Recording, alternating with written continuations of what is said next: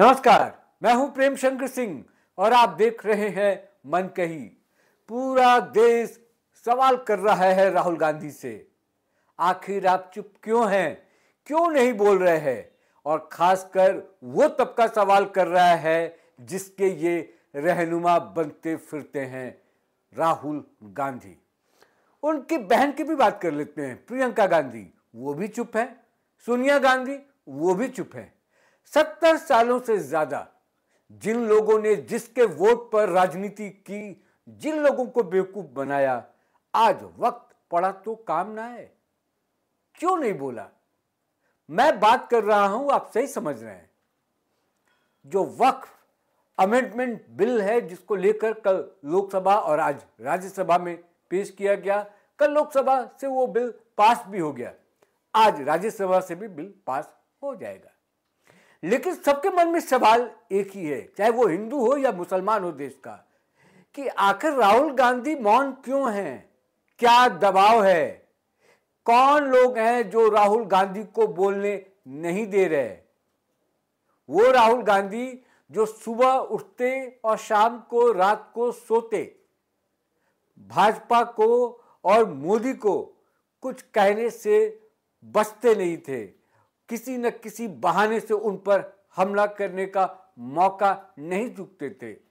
और वक्फ जैसा बड़ा मामला, उस पर पूरी दुनिया की निगाहें हैं और भारत की जो पॉलिटिक्स है अभी, वो उसी पर डिपेंड है। फिर भी राहुल गांधी चुप है।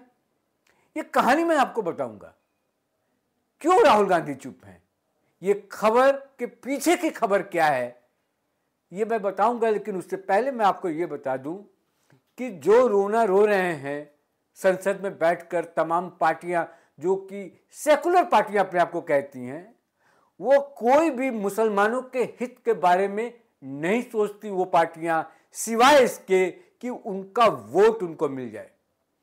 अगर ये आज तय हो जाए कि मुसलमानों का वोट इस देश में वैलिड नहीं है, उसके बाद आप देख लीजिएगा कि कितनी पार्टियां उनके साथ खड़े दिखाई देते हैं। कोई नहीं होगा। इनका मतलब सीधे मुसलमानों से वोट लेने का है और उसके नाते इन्होंने पिछले कई सालों से, चाहे वो रीजनल पार्टियां हों, नाम ले लेता हूं, सबसे पहले मुलायम सिंह यादव और उनके बेटे अखिलेश यादव, लालू प्रसाद यादव, उनके बेटे तेजस्वी यादव, राहुल गांधी, प्रियंका गांधी, सोनिया गांधी, कांग्रेस, ये तमाम ऐसी पार्टियां हैं जिन्होंने सिर्फ मुस्लिमों को वोट बैंक के तरीके से इस्तेमाल किया है, इससे ज्यादा कुछ नहीं। यही वजह है कि आज भी मुसलमानों की स्थिति वही है जो आजादी के पहले थी। उनके आर्थिक, सामाजिक और धार्मिक जितने भी पहलू हैं, उस पर आज भी वैसे ही कायम है जैसे कि पहले थे। कोई बदलाव नहीं हुआ, कोई विकास नहीं हुआ। शिक्षा की क्या स्थिति है ये सब लोग जानते हैं। आज भी उन पर किस तरीके से परंपरागत शिक्षा पद्धति को थोपकर, मैं ये नहीं कहता कि पढ़ना नहीं चाहिए, जानकारी नहीं होनी चाहिए, उर्दू पढ़े, फारसी पढ़े। हिंदुस्तान में हिंदू भी कई ऐसे हैं जो कि अपनी भाषा, अपनी बोली समझते हैं, बोलते हैं, पढ़ते हैं, लेकिन इसका मतलब ये नहीं कि वो वक्त के साथ नहीं चलते। लेकिन मुस्लिम कम्युनिटी को ये पार्टियां वक्त के साथ नहीं चलने दी। इनको डर था कि अगर ये पढ़ लिख जाएंगे, इनको डर था कि अगर ये राजनीति को समझने लगेंगे तो इनसे पीछा छुड़ा लेंगे। और यही नहीं चाहते थे राहुल गांधी, प्रियंका गांधी जैसे गांधी परिवार, वैसे ही यादव परिवार, वैसे ही तमाम ऐसी पार्टियां जो कि इनको वोट बैंक के रूप में हमेशा से देखती आ रही। मुद्दे पर आते हैं, जो मेरा पहला सवाल था आपसे कि राहुल गांधी वक्त पर क्यों नहीं बोले। करीब 8 घंटे का समय मुकर्रर हुआ था, रात के 12-1 बजे तक किस पर बहस हुई। उस बहस में तमाम लोगों ने अपने विचार रखे। ठीक है, विरोध में ही आप अपनी बात रखते। जिन मुस्लिमों ने, जिस मुस्लिम ने आप पर भरोसा किया, उम्मीद रखी आप पर, उन उम्मीदों पर आपने पानी फेर दिया। कम से कम 5 मिनट, 10 मिनट, 15 मिनट खड़े होकर उनके लिए वकालत तो करते। जो बार बार जिसकी दुहाई आप देखते हैं कि ये हिंदू संगठन आरएसएस, ये हिंदू संगठन बीजेपी सिर्फ हिंदुओं के हित के बारे में सोचती है, हिंदुओं के लिए करती है। आपने क्या किया अगर मुस्लिमों के आप ठेकेदार बनते हैं? आप पार्लियामेंट में थे। सबसे बड़ी बात तो यह है दर्शकों कि राहुल गांधी पार्लियामेंट में मौजूद थे, फिर भी सदन की कार्रवाई में उन्होंने हिस्सा नहीं लिया। जब वोटिंग हुई तब वो पहुंचे। चलिए मुद्दे पर आते हैं कि किसके दबाव में थे, क्यों नहीं उन्होंने इस पर बोलना सही समझा।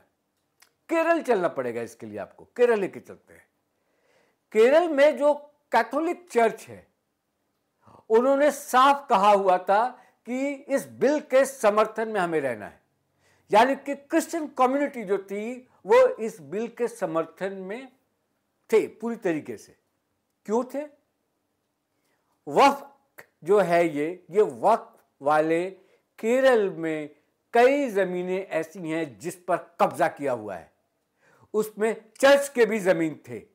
अब वो मामला चल रहा है, इसको लेकर आपस में विवाद है और इससे वहां की जो क्रिश्चियन कम्युनिटी है बहुत नाराज रहती है। इसलिए उन्होंने कहा था कि इस पर जितने भी हमारे कम्युनिटी के लोग हैं वो समर्थन में रहेंगे इसके, और इस बिल को आगे जाने देंगे, यानी कि लोकसभा, राज्यसभा, फिर राष्ट्रपति, और उसको कानून का रूप लेने देंगे, यानी कि कानून बनने देंगे।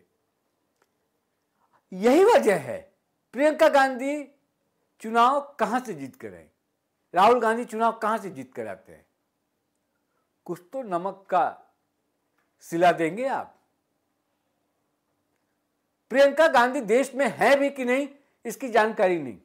इतना बड़ा मुद्दा जिसको हिंदू मुसलमानों में बांटा जा रहा है और जिस पर आरोप लगता है हमेशा बीजेपी पर कि आप हिंदू मुसलमान करते हैं, वही आज विपक्ष के जितनी भी पार्टियां हैं सदन में, जिन जिन लोगों ने भाषण किया इस पर और जिन लोगों ने इसका विरोध किया, सिर्फ उनके पास एक पॉइंट है, वो ये है कि वक्फ में आप दखलंदाजी मत कीजिए क्योंकि ये मुस्लिमों का मामला है। आप हिंदू मुसलमान कर रहे हैं, आप हिंदू मुस्लिम में ये करके बंटवारा करने की कोशिश कर रहे हैं। इसके अलावा कोई बड़ा रीजन नहीं है जो कि रोक सके कि ये कानून क्यों बनाया जा रहा है, क्योंकि कानून के भीतर अगर आप जाएंगे तो जो अव्यवस्था, जो कुप्रबंधन जिसको कहते हैं, जिसको मिसमैनेजमेंट कहते हैं, वो इतना भरा पड़ा है आज के वक्फ बोर्ड में कि उसको दुरुस्त करने के लिए ये कदम उठाना बहुत जरूरी था और सरकार ने वही किया है। अब वो कहते हैं कि क्या हिंदू मंदिरों में या हिंदू के किसी भी संस्था में घुसने की और किसी को इजाजत देंगे आप? भाई सवाल घुसने और नहीं घुसने का नहीं है, सवाल यह है कि वक्फ बोर्ड के पास जो जमीनें हैं वो जमीन सिर्फ मुस्लिमों के नहीं है। अगर वहां तक भी बात होती तो बात रह जाती। वहां हिंदुओं का भी जमीन है, वहां सरकारी जमीनों पर भी इन्होंने कब्जा किया हुआ है, इन्होंने चर्च के जमीनों पर भी कब्जा किया हुआ है। जब मुंह उठाया, जिस जमीन को देखा वहां पर इन्होंने कब्जा कर लिया, और सवाल यह बनता है कि आप उस पर सवाल भी नहीं कर सकते। इसलिए जरूरी था कि अब कुछ कड़ाई से कानून लाया जाए और कड़ाई से इसका पालन कराया जाए। रजिस्ट्रेशन नहीं, कागज नहीं। अब ये कहते हैं, क्यों बार बार सरकार कह रही थी कि इसका रजिस्ट्रेशन कराओ, सर्वे कराओ, कि कागज तो लाओ। जो काम दिया गया था बोर्ड को, वक्फ बोर्ड को, वो काम तो उन्होंने किया ही नहीं। अपने फायदे के लिए, अपने लोगों को, यानी कि जमीन का मामला था, संपत्ति का मामला था, वहां भू माफियाओं का कब्जा हो गया था। जिस तरीके से उत्तर प्रदेश में योगी आदित्यनाथ ने भू माफियाओं को खदेड़ा है, उसी तरीके से अब जरूरत आन पड़ी कि ये वक्फ बोर्ड से जो भू माफिया हैं उनको खदेड़ा जाए। और उसके लिए सरकार ने एक कोशिश की है कि अब मॉनिटरिंग होगी, मनमाने तरीके से आप उसमें काम नहीं कर पाएंगे। और फायदा भी किसका हुआ? चुनिंदा मुसलमानों का फायदा हुआ। पार्टियां क्यों नहीं बोल पाई जिनकी सरकार राज्य में नहीं? कि उनके वोट में सेंध लग जाएंगे, उनको वोट नहीं मिलेगा, उनका वोट बैंक बिखर जाएगा। ये नहीं होगा, अब नहीं होगा। पूरा प्लान, रोड मैप जो है तैयार है, वो पूरा होकर रहेगा। लोकसभा में बिल पास, आज राज्यसभा से बिल पास हो जाएगा, राष्ट्रपति के पास विधेयक जैसा कि नियम है जाएगा, वहां से पारित हो जाने के बाद फिर एक नियम होता है कि वापस एक बार विचार के लिए भेजा जाता है राष्ट्रपति की तरफ से। अगर वो फिर दोबारा संसद वापस राष्ट्रपति के पास भेज देते तो कानून बन जाता है। वो 6 महीने का एक प्रोसेस होता है, लेकिन ये विधेयक कानून बन जाएगा। अब आपको समझ में आया इनसाइड स्टोरी क्या है? कल से मीडिया में बातें चल रही हैं, राहुल गांधी ने क्यों नहीं बोला? वक्फ बोर्ड जो है उस पर जो संशोधन किया जा रहा है उसके विरोध में राहुल गांधी ने अपना पक्ष क्यों नहीं रखा? मुस्लिमों के साथ खड़ा क्यों नहीं दिखाई दिए? राहुल गांधी चुप क्यों रहे? तो उसके पीछे की सबसे बड़ी वजह जो है, ये पूरा जो केरल में लॉबी है, जो ये क्रिश्चियन लॉबी है, ये जो चर्च लॉबी है, उनका आदेश था। उस आदेश को माना है राहुल गांधी ने, उस आदेश को माना है प्रियंका गांधी ने। अब तार जोड़ने का काम आपका है, तार जोड़ते रहिए कि राजनीति कहां से कहां घूमकर आती है। और जो आम इंसान है, जो गरीब इंसान है, जो आम मुसलमान है, जो देश का आम नागरिक है, उसको पता ही नहीं चल पाता कि उसके साथ भी राजनीति हो गई। राजनीति सिर्फ एक पार्टी दूसरी पार्टी से नहीं करती। जो असल राजनीति है, जो असल राजनीति हो जाती है, वो तो देश की आम जनता के साथ होती है। कुछ लोग समझ जाते हैं, कुछ लोग नहीं समझ पाते। जो समझ पाते हैं उनके हाथ में कुछ होता नहीं। हाँ, उनको जरूर बताया जाता है आपका एक वोट बहुत कीमती है।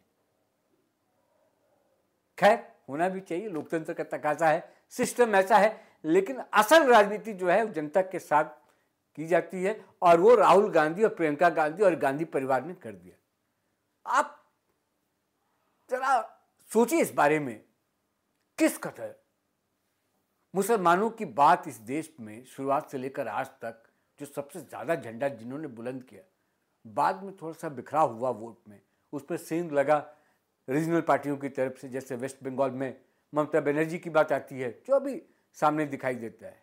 आरजेडी बिहार में, कुछ हद तक जेडीयू में भी। देखिए, फिर मैं उस पर जाऊंगा तो लंबा हो जाएगा, क्योंकि अब जेडीयू से एक इस्तीफा हुआ है। जो जेडीयू ने साथ दे दिया वक्फ बोर्ड में जो अमेंडमेंट होना है उस बिल को लेकर, उसको लेकर जेडीयू के कुछ नेता नाराज हो गए हैं, या इसको प्रोवोक किया जा रहा है जानबूझकर कि नीतीश कुमार ने तो बिहार के मुस्लिमों को या देश के मुस्लिमों के साथ धोखा कर दिया। जबकि नीतीश कुमार और जेडीयू, जिन पार्टियों ने इसको गंभीरता पूर्वक पूरा विधेयक को पढ़ा, संशोधित जो विधेयक है, अमेंडमेंट वाला जो बिल है, वो लग रहा है कि मुसलमानों को फायदा है इससे। ये ईगो की लड़ाई बना दिया इन्होंने कि आप कैसे घुस गए, सरकार कैसे हस्तक्षेप कर सकती है। वक्फ बोर्ड में मनमानी हमारी चलती रही है, आप कैसे घुस रहे हैं? तो भैया, देश है, देश में एक कानून, अगर एक देश है तो एक कानून होगा सबके लिए। मनमाने तरीके से आप नहीं कर सकते, और करेंगे तो शिकंजा कसा जाएगा। अब तो बहुत दर्द हो रहा है लोगों को, उस दर्द की दवा है ये। शुरुआत थोड़ी दिक्कत होती है शुरुआत में, बाद में ठीक हो जाते। हजारों करोड़, लाखों करोड़ जमीन आपने कब्जा करके रखा हुआ है। और मामला यहीं तक नहीं है कि जो वक्फ का है कि दान में दिया हुआ संपत्ति है, सब इन्होंने कब्जा किया हुआ है भाई। जैसे गुंडे मवाली कब्जा करते हैं वैसे कब्जा किया हुआ है। हजारों विवाद हैं इसको लेकर, और जो गरीब हैं, जिनमें पावर नहीं है, जिनकी पहुंच नहीं है, उनकी जमीन को आपने बता दिया कि ये वक्फ बोर्ड की जमीन है, वक्फ की जमीन है।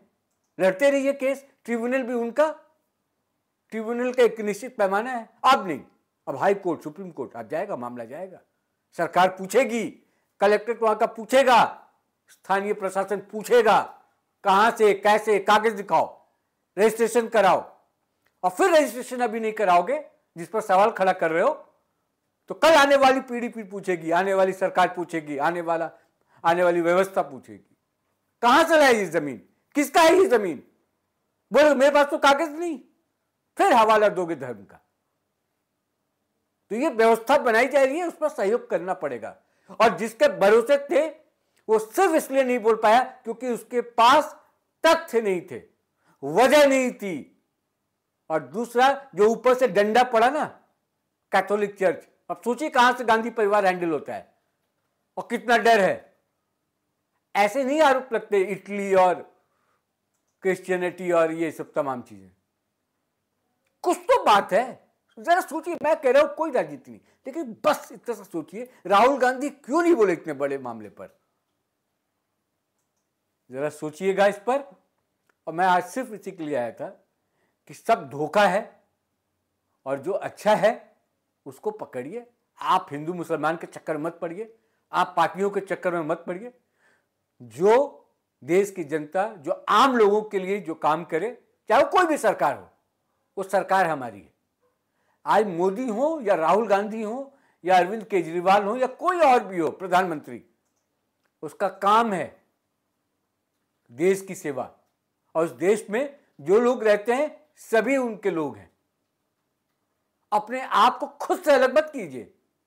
अगर सरकार चाहती है कि सबको समेट कर चले, सबका साथ हो और सबका विकास हो, तो आप अपने आप को खुद क्यों अलग कर रहे हैं भाई? ये कुछ पार्टियों की वजह से जो राजनीतिक रोटियां सेकना चाहती हैं, उनके चक्कर में आप राजनीति कर रहे हो। नुकसान किसका है? नुकसान आपका है। आज इस वीडियो में बस इतना ही। मुझे उम्मीद है कि आज मैंने जो मैसेज देने की कोशिश की, जो संदेश देने की कोशिश की, आपको समझ में आया होगा। जिन लोगों ने अभी तक मनकही को सब्सक्राइब नहीं किया है, सब्सक्राइब कर लीजिए। आपका बहुत बहुत धन्यवाद। और फिलहाल आज के लिए मैं आपसे इजाजत चाहता हूं। नमस्कार।